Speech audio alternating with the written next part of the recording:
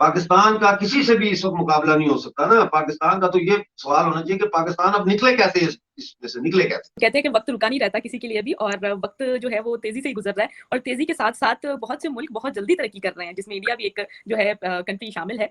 मोदी जी ने अमेरिका के साथ $80 बिलियन के दफाई मुआहदे की, तो शहबाज शरीफ साहब करें $90 बिलियन का दफाई एग्रीमेंट अमेरिका के साथ साजो सामान खरीदने का, तो इनको दो रेड कारपेट बिछाए जाएंगे इनके लिए कि सर एक पैर इस रेड कारपेट पर रखें, एक इस पैर पर, किस पे रखें।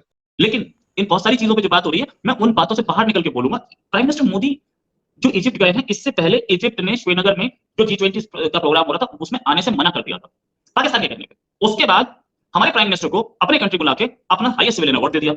तो क्या ये इजिप्ट जो है पाकिस्तान के साथ है या नहीं है? इसमें उस समय तुमने वहां पे खड़े होकर उसे कुरान की कसम खिलाई और नाइल की कसम खा और अपने बेटे की कसम खा, सब कसम खिला के तो करवा दिया। उसके बाद तो उसने बुलाया ना, तो आपके साथ खड़ा कहां है? पाकिस्तान के साथ खड़ा कहां है वो इजिप्ट? कहीं नहीं। जय हिंद दोस्तों, आज पूरी दुनिया में भारत और पीएम मोदी का नाम गूंज रहा है। दुनिया का हर देश प्रधानमंत्री मोदी को बुलाकर अपने यहाँ का सर्वोच्च सम्मान दे रहा है, जैसा कि अभी इजिप्ट ने किया। और आज कश्मीर में विकास को देखकर वहाँ के लोग खुद कहते हैं कि मुझे पाकिस्तान के साथ नहीं मिलना है, क्योंकि आज पाकिस्तान की जनता बहुत ज्यादा परेशान है, क्योंकि वहाँ के लोगों को 2 वक्त का ठीक से खाना भी नहीं मिल पा रहा है। वहीं आज इंडिया में खाद्य पदार्थों की कोई कमी नहीं है, बल्कि हमारे प्रधानमंत्री दूसरे देशों को भी भरपूर राशन आवश्यकता होने पर देते रहते हैं। आज पूरी दुनिया मोदी जी को पसंद कर रही है, चाहे वह मुस्लिम प्रधान देश ही क्यों न हो। सिर्फ पाकिस्तान को छोड़कर पाकिस्तान में भी बहुत से लोग और कई नेता मोदी जी को पसंद करते हैं। आज हमारा देश तेजी से विकास कर रहा है, जिसे देख पूरी दुनिया हैरान है। इसी पर पाक मीडिया बात कर रही है कि आज पूरे विश्व में मोदी जी को इतना पसंद क्यों किया जा रहा है। तो दोस्तों आइए देखते हैं पाकिस्तान की इस लेटेस्ट वीडियो को। तो सबसे पहले तो इंडिया के प्राइम मिनिस्टर नरेंद्र मोदी जी का जो विजिट था, यूएस का विजिट भी हमारे सामने रहा, बहुत ही खूबसूरत विजिट था। उसके बाद इजिप्ट की तरफ वो जो है शानदार विजिट रहा उनका, और अभी भी स्टिल उधर ही हैं। क्या कहना चाहेंगे आप उनके विजिट को लेकर, और जिस तरह शानदार इस्तकबाल किया गया? और बाद में हम इंडिया की इकोनॉमी भी डिस्कस करेंगे, क्योंकि बहुत से लोगों की प्रेडिक्शंस आ रही हैं हमारे सामने। तो सर क्या कहेंगे आप? देखिए, प्रेडिक्शन जो है वो तो हमने देखी, और हमने ये भी देखा जिस तरीके से प्राइम मिनिस्टर का वहां पे वेलकम किया गया।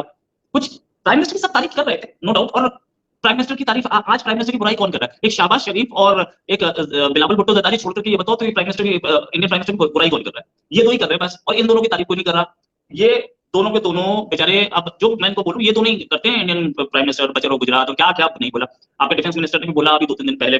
फैक्ट रिमेन्स के प्राइम मिनिस्टर की लीडरशिप को, सिस्को के सीईओ, फॉर्मर सीईओ, उन्होंने भी अभी बोला कि ऐसी लीडरशिप मिलनी चाहिए हर कंट्री को। ऐसी लीडरशिप हो तो कोई कंट्री क्यों ना डेवलप करे। एसएनपी, स्टैंडर्ड्स एंड पुअर्स, अभी हाल में एसएनपी ने जो अपनी वो दी है, जो अपना असेसमेंट दिया है कि India will be the fastest growing economy in Asia Pacific, और बड़ी इकोनॉमीज में it will be the fastest growing economy. 6% पे बोला है एसएनपी ने, बोला इंडिया 6% पे ग्रो करेगा। अच्छा, एक होता है ग्रोथ रेट और एक होता है डेवलपमेंट। ग्रोथ रेट हमारी इकोनॉमी का है, डेवलपमेंट कंट्री का है। इकोनॉमी 6% पे ग्रो कर रही है, इट्स वंडरफुल, वंडरफुल, बहुत स्ट्रॉन्ग डेवलपमेंट है ऐसे टाइम पे जब यूरोप की बड़ी बड़ी इकोनॉमीज नेगेटिव में जा रही हैं। मैं पाकिस्तान की क्या बात करूं, बेचारे की। आपके प्राइम मिनिस्टर गए थे, वो बेचारी हालत ही आ गई। वो बेचारी लड़की खड़ी थी, उसका छाता छीन लिया यार। अभी छाता तो अपने लेके जाते, छाता भी बेचारी वो भीग रही यार। अब तो तरीका है, अब मतलब छाता भी लेने की नौबत आ गई। चलो ठीक है, मैं क्या बोलूं यार। लेकिन जिस तरीके से इंडिया डेवलप कर रहा है, अब आगे आज से 20 साल पहले या 30 साल पहले बात करें तो बात ये होती थी कि क्या इंडिया, क्या चाइना कभी अमेरिका को ओवरटेक कर पाएगा इकोनॉमी में, ये बात होती थी। फिर टाइम आया 10 साल पहले का, जब ये बोला जाता था कि कब ओवरटेक करेगा। सब मानते थे हाँ ओवरटेक कर जाएगा अमेरिका को, लेकिन कब ओवरटेक करेगा।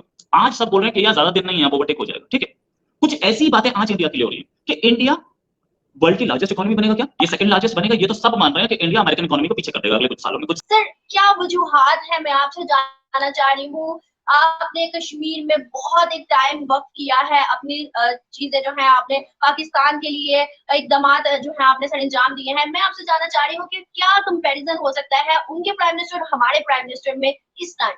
जो हमने कोशिश की कि किसी तरह पाकिस्तान की कोई बिगड़ी हुई नस को सीधा करें, उसकी कोई, वो कहते हैं ऊँट ऊँट तेरी कौन सी कल सीधी, तो एक कल भी सीधी हो जाए तो चलो।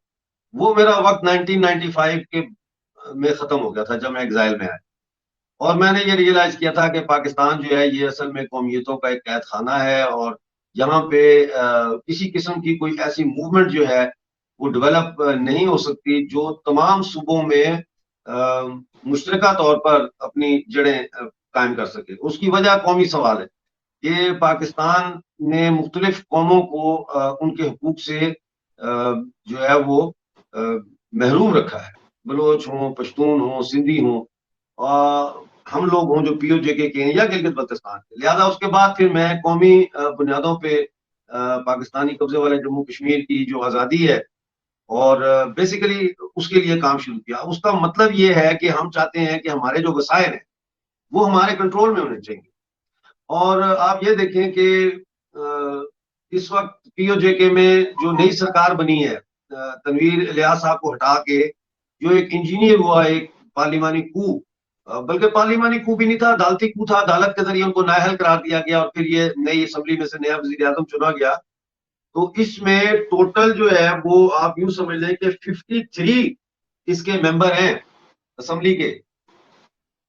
29 मिनिस्टर बना दिए कल इन्होंने, और एक भी औरत को इन्होंने मिनिस्टर नहीं बनाया या कैबिनेट का मेंबर नहीं बनाया, एक भी महिला को। वो कि इंडिया फर्स्ट लार्जेस्ट इकोनॉमी होगा, लेकिन उनकी जो असेसमेंट है उस असेसमेंट से थोड़ी अलग असेसमेंट, क्योंकि चाइना के फिगर्स जो हैं वो बिल्कुल सही नहीं है, वो गलत फिगर्स देता है। कितने ट्रिलियन की इकोनॉमी है वो हमें पता नहीं है, वो एग्जैजरेटेड फिगर्स देता है। चाइना हमेशा गलत फिगर देता है।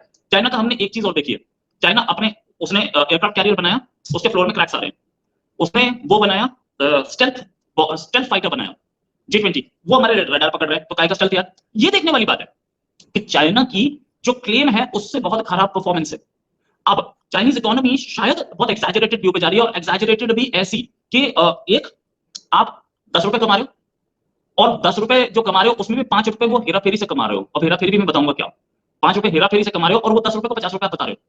कुछ इस तरीके के चाइना का एक्सैजरेटेड फिगर्स है। अगर बात करें तो चाइना की जो हेरा फेरी वो ये है कि चाइना एक्सपोर्ट करने के लिए रिबेट्स देता है। हमारे कंट्री में ऐसा नहीं होता, इंडिया में ऐसा नहीं होता। इंडिया में अपने दम पे, अपनी काबिलियत पे हमारा सामान बिकता है। चाइना सामान को सस्ता कर देता है, स्पेसिफिकली उसको एक्सपोर्ट के लिए बनाने के लिए।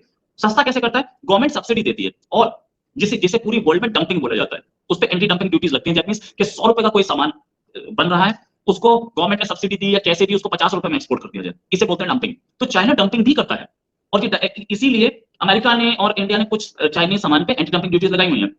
तो ये डंपिंग जो कर रहा है China, that dumping is dangerous for the economy. The reason being कि ये डंपिंग ज्यादा दिन सब्सिडीज पर नहीं चल पाएगी, और क्योंकि फॉरेन एक्सचेंज कमानी है हमने, तो हम डंपिंग कर रहे हैं, और उस पर एंटी डंपिंग ड्यूटी पड़ जाती है, तो फिर वो सामान उसी लेवल पे आ जाता है। तो इंडियन इकोनॉमी की तो सब तारीफ करें, प्राइम मिनिस्टर मोदी की लीडरशिप की सब तारीफ करें। जिस तरीके से हाथों हाथ लिया गया प्राइम मिनिस्टर को, प्राइम मिनिस्टर मोदी सेकंड मतलब third foreign leader to address US Congress second time. इससे पहले जेलेंस्की भी थे, इससे पहले चर्चिल थे, और एक और लीडर नेल्सन मंडेला थे। 3 और ये चौथे हैं जेलेंस्की। तो खैर क्योंकि वो एक वॉर में है इस वजह से। तो ये सोचने वाली बात है कि प्राइम मिनिस्टर मोदी की जो वैल्यू है और प्राइम मिनिस्टर मोदी की जो लीडरशिप है उसको सब सराह रहे हैं।